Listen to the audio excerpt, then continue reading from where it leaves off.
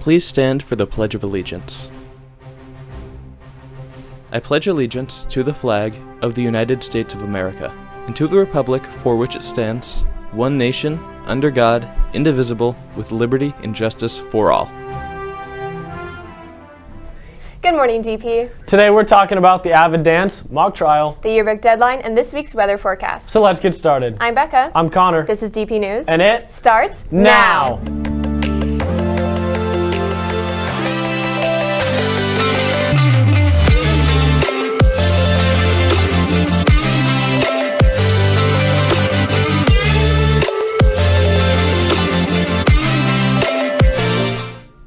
The Avid Latin Dance is coming up, so make sure to mark your calendars for March 10th. It will be on campus from 7 to 9 p.m. and more information will be coming out next week. So make sure to go out and support the Avid program. Now sending it to Jude with sports. I'm Jude Cotty here with your sports recap. Boys volleyball swept the floor as they beat Valencia 3-0. DP News reporter Chris Pagliaro has your game recap. Take it away. Our boys volleyball team played a dominant game last night, sweeping Valencia 3-0 on sets. Valencia put up a fight, sending the final set into extra points, but couldn't quite edge out the boys as they took it 26-24. Coach Hug said, "The juniors worked hard tonight. They continue to improve each time they step onto the court." The Chargers were helped by juniors Micah Goss and Hans Smitston, who had 4 and 2 aces respectively, as well as great setting from senior Grant Hughes with his 24 assists. The Chargers hope to continue this energy into the next game next Tuesday at 6:30 versus Calabasas. Great job, boys. I'm Chris Pagliaro reporting for DP News. The boys volleyball team is starting off strong, winning both of their games so far. Keep it up. Tuesday is the last day to guarantee that you'll get a yearbook. You can order your yearbook for $94.99, and there won't be any extra books when they come out, so order now. Payment plans are available. If you need financial assistance ordering your yearbook, contact Mr. Perry.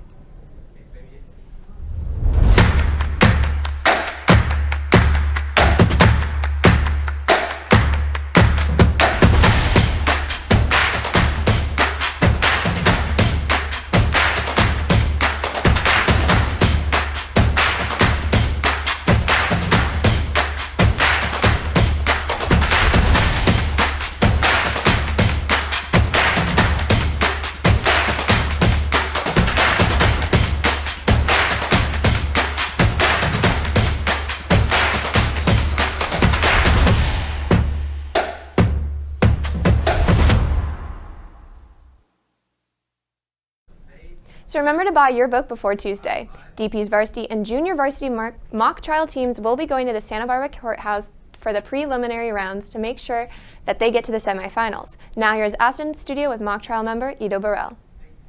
Thanks, Becca. That's right. I'm here with Ito Burrell. Now, Ito, what are the team's goals going into county? Well, first and foremost, we want to win. We've been working hard all season, and we want to get the championship. But also, we want to have fun while doing it. Awesome. And how's the team been preparing for this competition? Well, we got the case in October, and we've been working hard ever since, having practices every week, scrimmages all over the state, and we're excited. Now, finally, what does the county championships look like? Well, it's 2 weekends. This is the first weekend, the preliminary round, and the next weekend is the semifinals and finals. And we're especially excited for varsity and JV to go against each other this weekend. That's always a fun trial. Awesome. Now, thank you and good luck. Our mock trial team is going back to county this year after a great season last year to hopefully repeat those results. Lunch today is a Charger Classic cheese pizza. This is a great option if you don't want to go off campus in the rain. Following the pep rally last month, 2 DP News students, Allison and Becca, talked to Scotty G and Bella Nuno about the planning it took and the future of pep rallies in the gym.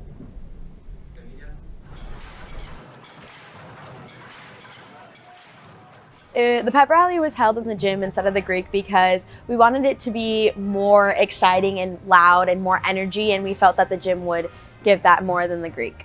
The last in the gym pep rally that I found was in 1999. It was the last time that we did it because our numbers in 2000 had grown to over 1,500 students and we could no longer fit in the gym as a whole school.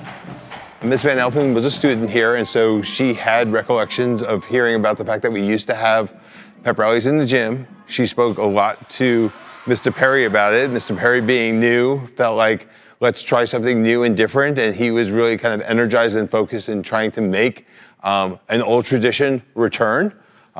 They both knew that I was concerned with how we were going to get that many people in the gym, and we basically kind of came up with enough situations and enough options to make it so that it was doable, manageable, and that we had it safe so that if there was a problem, we'd all be able to get out of the gym safely.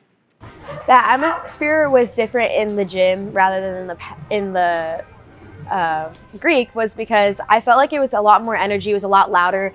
Since it was a mandatory pep rally, a lot more people had to come, or everybody came, so it was a lot more fun and loud, and I felt like the energy was really close because everyone was close together. We've never done something where all the lights were off, and having over 1,500 students in the gym was just absolutely amazing. So that was a big thing. Obviously, what we put on the floor and kind of like having all the students on the floor as opposed to everybody fitting in the stands made it so that it was a lot more energized because all of the energy was so close to the performers. Students were totally engaged. The teachers were able to be part of it. The teachers had a great time with the teacher dance, and basically instead of just feeling like they were watching it, that they were physically part of something and that they really loved the energy that all the students had. We want to do it. I know we want to do a spring one in the gym as well because we really liked the energy and how loud it was, and it was just really fun.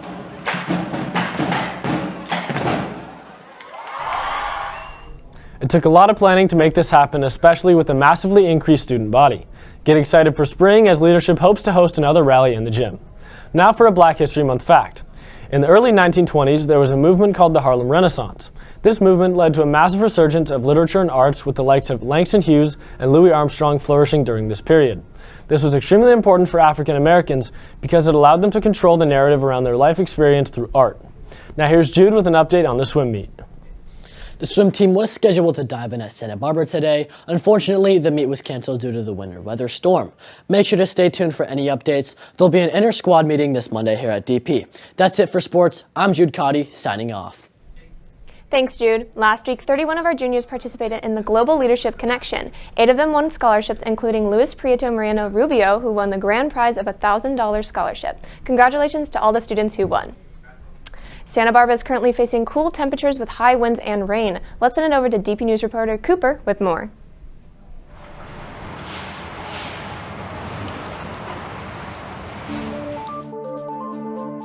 Good afternoon, Chargers. I'm Cooper Horniman here with your weather forecast.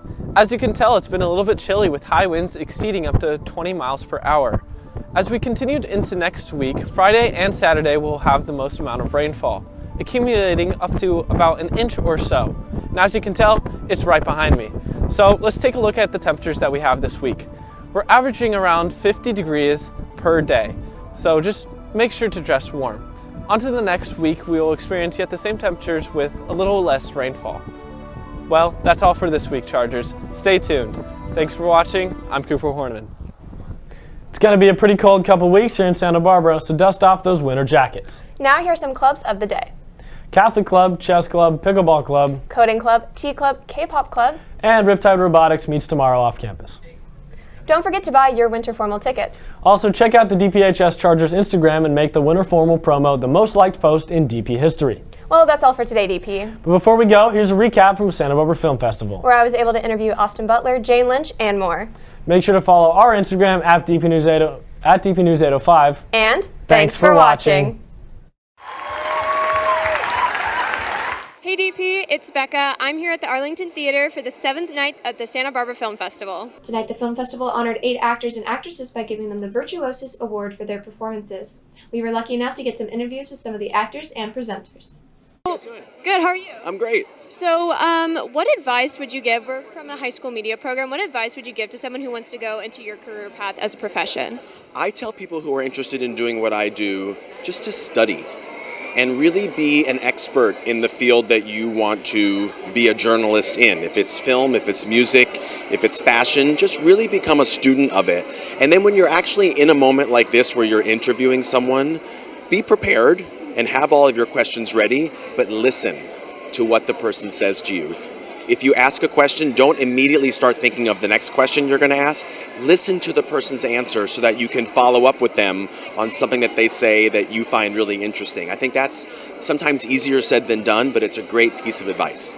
Hi, how are you? I'm good. So you have a very impressive career in acting, Broadway, hosting. What advice would you give to a student who wants to do something similar in the future? Well, you know what? I didn't set out to do Broadway and movies or anything. I just set out to become the best actor I could be. And that was off there like, oh, wouldn't that be nice if I could be on TV? But mostly I just worked really hard. And I was just telling him, when I say hard, I mean smart, because I enjoyed it. I loved it, loved it, loved it. You have to love it or it'll show. And you over prepare and you show up and you don't act like a pain in the ass. You be a nice person. Hi, how are you? My name's Rebecca. Hi, Rebecca. So you played such an iconic role or person as Elvis. How did you get into that mindset? It was a long time. It was a year and a half before I started filming. And there's so many aspects to it. It's hard to just name one. You know, there's certain things that are a mystery to me even. But for the most part, it was soaking in as much as I could, watching everything, reading every book that was written on his life, and then you sort of feel like a detective. You know, you're every day asking, why does he do that? Why does he move in that way or speak in that way or whatever those things are? And you're just trying to get to the inside as much as you can, and then try to be as specific as possible. So, and then I had an amazing team around me, you know, vocal coaches and karate instructor, my movement coach, Polly Bennett, and so I just had great people around me who helped me as well. Well, thank you so much. This has been Rebecca Lennon for DP News.